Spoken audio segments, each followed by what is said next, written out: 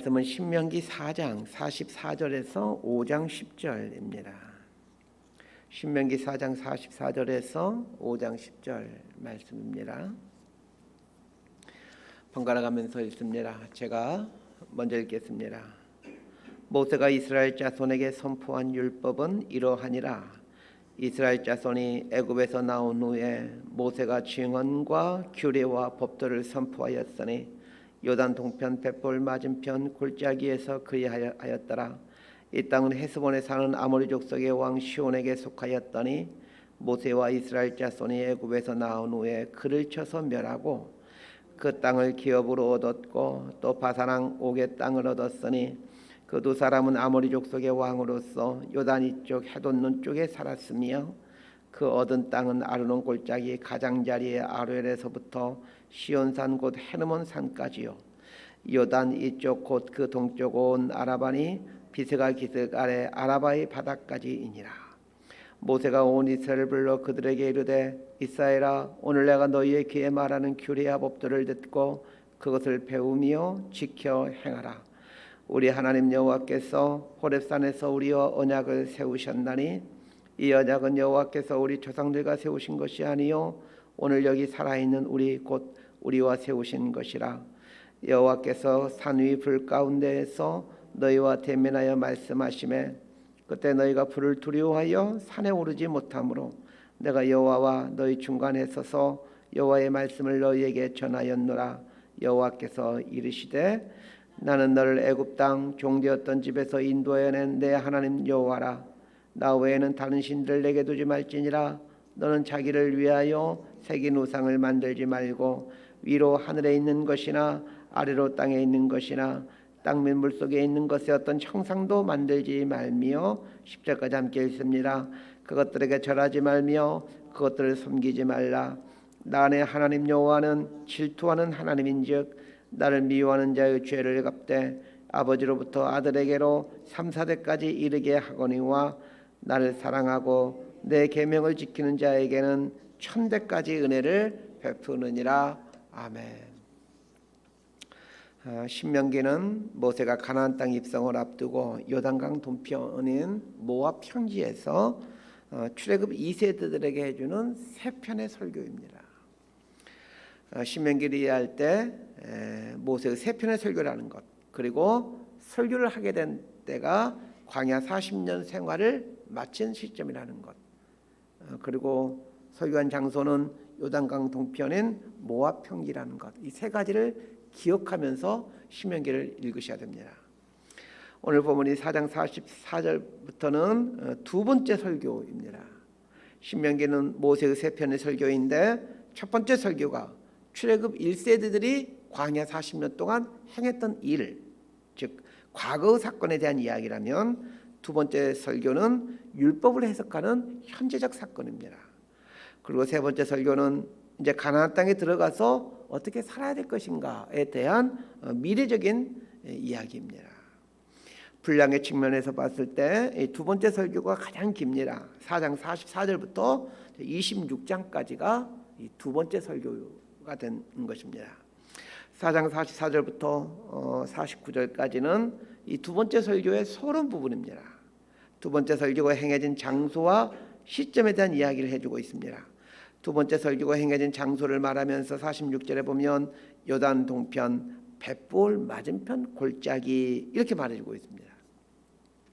첫 번째 설교가 행해진 장소를 설명하면서는 요단 저편 숲 맞은편의 아라바 광야, 곧 바란과 도벨과 라반과 하세롯과 디사합 사이 이렇게 말해주었습니다. 첫 번째 설교와 두 번째 설교가 행해진 장소는 약간의 거리적 차이가 있지만 사실 굉장히 가까운 거리입니다. 모두가 요단강 동편에 있는 지역들입니다. 그러나 분명한 것은 첫 번째 설교와 두 번째 설교를 한 장소가 다른 걸로 봐서 이 두 편의 설교가 어느 정도의 시간 차이를 두고 행해졌다는 것을 알게 됩니다.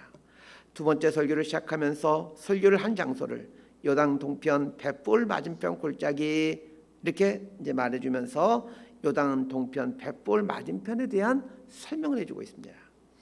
벳볼 맞은편 골짜기는 원래 아모리 족속의 왕 시온에게 속한 땅이었다라고 말해줍니다. 또한 이스라엘이 점령하고 있는 요단강 동편 땅 중에는 아모리 족속 바사랑 옥이 점령하고 있던 땅도 있다라고 말해주고 있습니다. 자, 그러면서 아모리 족속 시온과 바사랑 옥에게 속한 땅이 어떻게 이스라엘이 점령하게 되었는가를 설명해 줍니다. 시온과 옥은 모두 아모리 족속의 사람들입니다. 아모리 족속은 원래는 가나안 땅, 그러니까 요단강 서편에 살고 있었던 족속들인데 언제부터인가 요단강을 건너 요단강 동편을 점령하고 그곳에서 살고 있었던 것입니다. 하나님께서 이스라엘 백성들에게 기업으로 주신 땅은 사실 요단강 서편이었지만 아모리 족속을 진멸해야 된다라는 하나님 말씀에 따라 요단강 동편에 있는 아모리 족속인 시온과 옥을 쳐부수고 그들이 점령하고 있던 곳들을 이제 차지하게 되는 것이죠.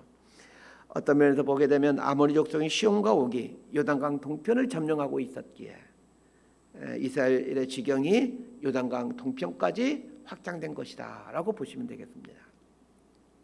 모세의 두 번째 설교는 요단강 동편에 있던 아모리 족속인 시온과 옥을 멸한 뒤에 행해지게 됩니다. 이제부터 본격적으로 이제 두 번째 이 설교 내용으로 들어가 보도록 하겠습니다. 5장 1절에서 6절까지 말씀 함께 읽겠습니다. 시작. 모세가 온 이스라엘을 불러 그들에게 이르되 이스라엘아 오늘 내가 너희의 귀에 말하는 규례와 법들을 듣고 그걸 배우며 지켜 행하라. 우리 하나님 여호와께서 호렙산에서 우리 언약을 세우셨나니 이 언약은 여호와께서 우리 조상들과 세우신 것이 아니요 오늘 여기 살아있는 우리 곧 우리와 세우신 것이라. 여호와께서 산이 불 가운데서 너희와 대면하여 말씀하시매 그때 너희가 불을 두려워하여 산에 오르지 못하므로 내가 여호와와 너희 중간에 서서 여호와의 말씀을 너희에게 전하였노라. 여호와께서 이르시되 나는 너를 애굽 땅 종되었던 집에서 인도하여낸 내 하나님 여호와라. 이 모세의 두 번째 설교 내용은 율법을 설명하는 거라고 보시면 됩니다. 출애굽 1세대들이 시내산에서 율법을 받았듯이 이 출애굽 2세대들도 요단강 동편에서 이제 모세가 그들에게 율법을 설명해 주고 있습니다. 신명기가 세 편의 설교를 하고 있는데 세 편의 설교 중 가운데 토막이 율법을 강의하는 것입니다. 설교의 핵심은 말씀을 강의하는 것입니다. 오늘날의 설교도 마찬가지죠. 설교의 주 내용이 말씀을 풀어주는 것이어야 합니다. 말씀을 풀어주는 것이 조금 딱딱하고 지루하지만 그래도 말씀을 풀어주는 것에 설교의 중심을 두어야 합니다. 그러면서 목회자의 가장 큰 사명이 이 말씀을 풀어내는 일입니다. 말씀과 관련해서 설교자가 해야 될 일은 풀어서 설명해 주는 일이고 회중들이 해야 될 일은 세 가지입니다. 첫 번째는 듣는 것이고 두 번째는 배우는 것이고 세 번째는 지켜 행하는 것입니다. 설교자가 말씀을 풀어서 푸는 일이라면 회중들은 이 세 가지를 꼭 해야 된다는 겁니다. 듣는 것, 배우는 것, 지켜 행하는 것. 이 세상에 설교자가 말씀을 풀지 않는 설교자가 없듯이 회중이라면 반드시 듣고 배우고 지켜 행해야 됩니다. 모세가 두 번째 설교를 시작하면서 가장 먼저 명령하는 말이 하나님 말씀을 듣고 배우고 지켜 행하라는 말씀입니다. 이 세 가지에 대해서는 뭐 어려운 내용이 아니니까 설명이 필요 없죠. 그냥 하면 되는 것입니다. 하나님 말씀을 듣기 위해 시간을 내야 됩니다. 하나님 말씀은 세 종류가 있습니다. 우리 개혁교회에서는 하나님 말씀과 관련하여 세 가지를 언급하고 있습니다. 첫 번째는 주어진 말씀인 성경입니다. 두 번째는 보여진 말씀인 예수 그리스도입니다. 세 번째는 선포된 말씀인 설교입니다. 첫 번째인 성경과 두 번째인 예수 그리스도는 완벽한 하나님 말씀입니다. 반면에 세 번째 말씀인 설교는 많은 한계와 약점을 갖고 있습니다. 설교자의 지적인 능력, 설교자의 경험, 설교자의 은사 등등 여러 가지 제약이 있지만 그럼에도 설교는 하나님의 말씀입니다. 그래서 설교를 들을 때 하나님의 말씀이지만 많은 한계와 제약이 있다는 것을 감안하고 가려서 들을 줄 알아야 합니다. 말씀을 듣는 것이 중요한데 듣는 것만큼 중요한 것이 말씀을 배우는 것입니다.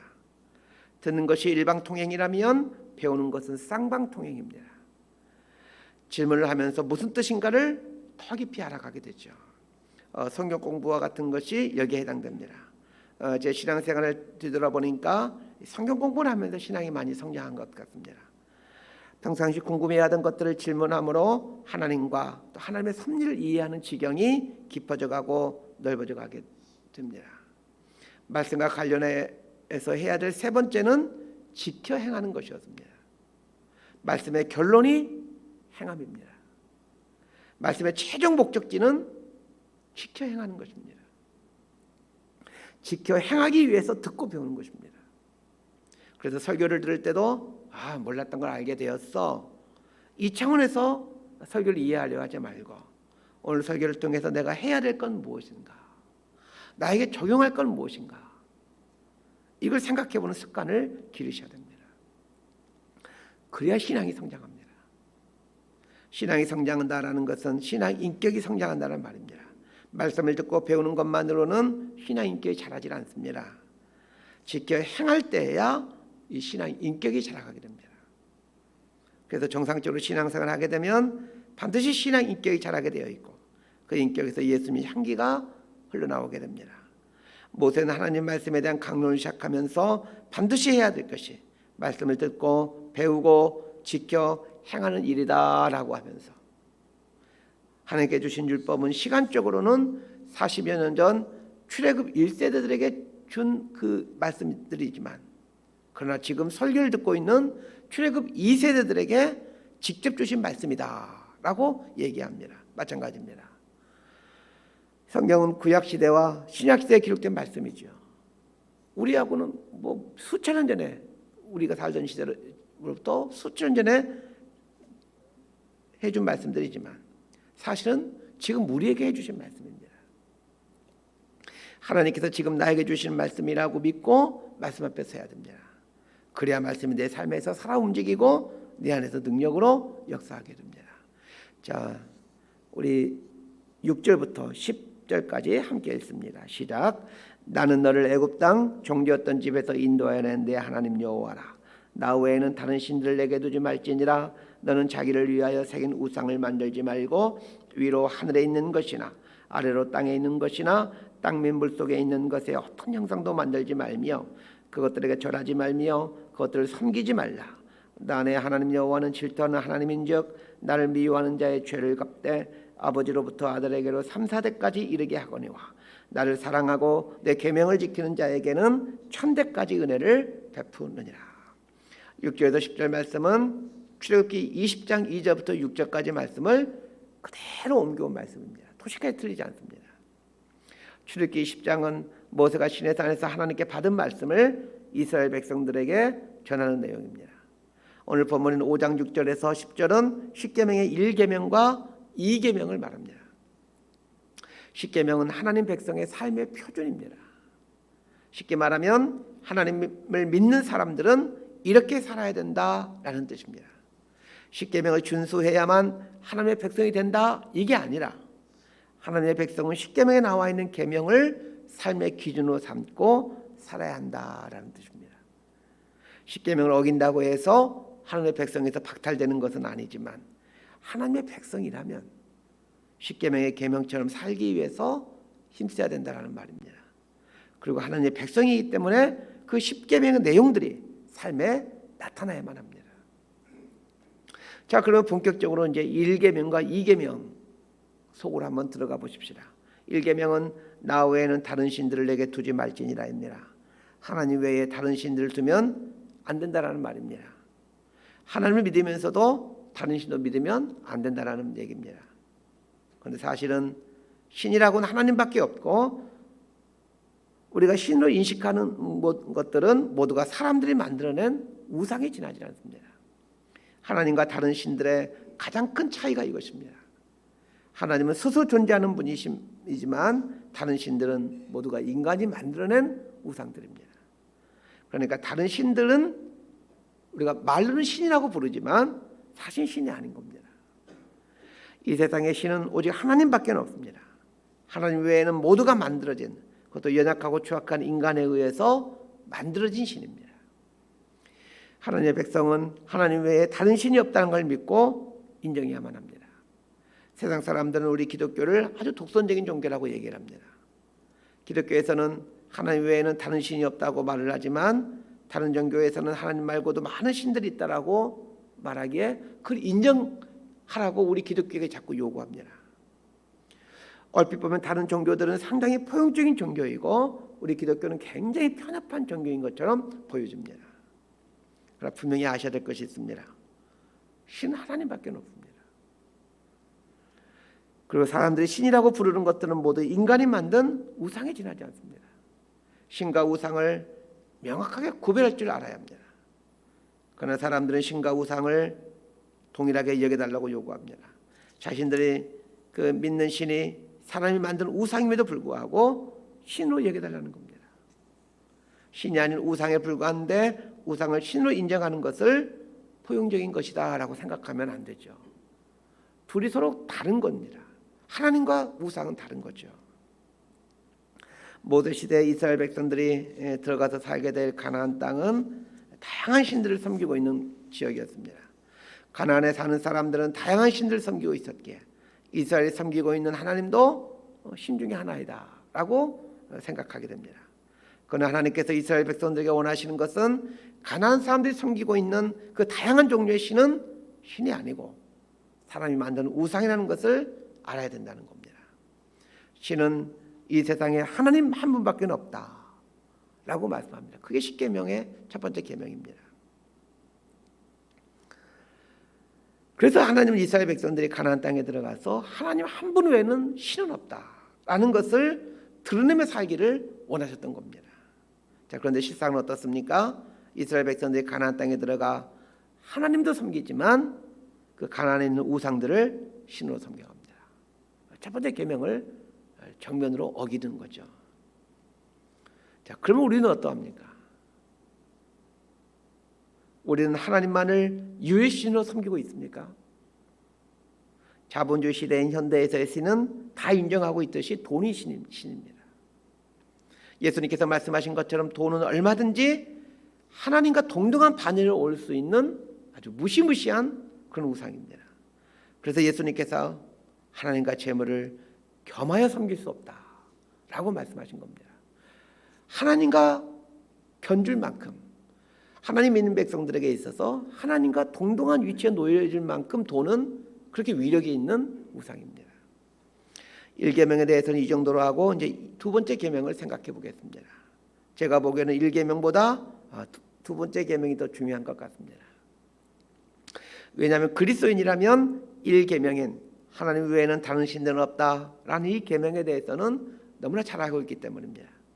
그리고 그리스도인이라면 웬만하면 하나님 외에는 다른 신들을 섬기지 않습니다. 물론 돈에 대한 욕심이 많아서 돈을 섬기고는 있지만 그래도 하나님만이 유일한 신이라는 것을 알고는 있습니다. 돈이 좋아서 섬기는 거지 돈은 신이 아니야. 이 정도쯤 다 알고 있습니다. 그러나 두 번째 계명은 조금 차원이 다릅니다. 며칠 전에도 두 번째 계명에 대한 내용을 자세하게 몇 번 설명해 드렸습니다. 두 번째 계명은 얼핏 보면 우상을 만들지 말아라, 어떤 우상의 형상을 만들지 말아라 이런 말처럼 보여집니다. 그러나 두 번째 계명은 그런 뜻이 아닙니다. 1계명에서 분명 하나님 외에는 다른 신은 없다라고 분명하게 말씀하셨습니다. 그런데도 두 번째 계명이 우상을 섬기지 말라 이렇게 이해하면 1계명과 2계명이 무슨 차이입니까? 똑같은 말이 되어버립니다. 두 계명의 이 두 번째 계명의 핵심은 형상을 만들지 말라입니다. 누구의 형상을 만들지 말라는 얘기입니까? 하나님의 형상을 만들지 말라는 뜻입니다. 하나님을 믿는 사람들이 하나님의 형상을 자꾸 만들고 싶어 한다는 겁니다. 성경에 대표적으로 나오지 않습니까? 출애굽기에 보게 되면 금송아지 사건입니다. 출애굽한 이스라엘 백성들이 그 모세가 시내산에서 하나님을 만나고 있는 그 사이에 저질렀던 일이 금송아지로 하나님의 형상을 만든 일입니다. 그리고는 그 금송아지가 절을 하면서 금송아지가 절을 한다 이 생각을 하고 금송아지가 절을 하는 게 아니라 여호와 하나님께 절을 하고 있다라고 생각하고 금송아지가 절을 합니다. 그럼 왜 하나님은 하나님의 형상을 만들지 말라고 하셨던 것일까요? 인간이 만드는 모든 것들은 아무리 탁월하게 만들지라도 스스로 존재하고 계신 하나님을 담아낼 수가 없습니다. 하나님이 만드시는 우주 만물도 하나님을 온전히 담아낼 수가 없는데 어찌 무능하고 유한한 인간이 만든 형상물이 하나님을 담아낼 수 있겠습니까? 거기서 그치지 않고 하나님의 형상을 만들게 되면 하나님을 이해할 때 형상 안에서 하나님을 이해하려고 합니다. 이것이 진짜 문제입니다. 설사 하나님의 형상을 만들지라도 불가능합니다. 그럼에도 불구하고 설사 인간이 하나님의 형상을 만들었다 치더라도 형상을 뛰어넘어서 본래의 하나님을 인식할 수 있다라면 좋으련만 형상을 벗어나서 하나님을 이해하려고 하지 않습니다. 이스라엘 백성들이 하나님의 형상이라고 하면서 금송아지를 만들었습니다. 금송아지는 애굽 사람들이 섬기고 있는 풍요의 신입니다. 어찌 보면 금송아지에는 하나님의 모습들이 분명 조금은 있습니다. 하나님도 우리 삶을 풍요롭게 해주는 분이시지 않습니까? 그러니까 금송아지 모습이 있는 거예요. 하나님의 모습 안에는. 그러나 문제는 그 금송아지로 하나님의 형상을 만들게 되면 하나님 이해할 때 하나님은 우리를 풍요롭게 해주시는 분, 이것을만 이해한다는 겁니다. 그건 하나님은 우리를 풍요롭게만 해주는 하나님이 아닙니다. 그건 하나님의 속성 중 아주 작은 부분에 속합니다. 그러면 하나님은 우리에게 당신을 어떻게 계시해 주기를 원하고 계십니까? 말씀을 통해서 당신을 계시해 주십니다. 하나님의 말씀을 잘 보십시오. 그러면 하나님이 어떤 분인지를 알게 됩니다. 물론 하나님 말씀도 하나님을 담아내는 데는 한계가 있습니다. 그러나 말씀을 통해 계시해 준 하나님만 알고 있더라도 우리는 하나님에 대해 상당 부분을 알게 됩니다. 그런데 말씀을 통해서 하나님은 당신을 부분적으로나마 계시해 주었지만 사람은 말씀조차도 깊이 모르기에 하나님에 대해 상당 부분 무지할 수밖에 없습니다.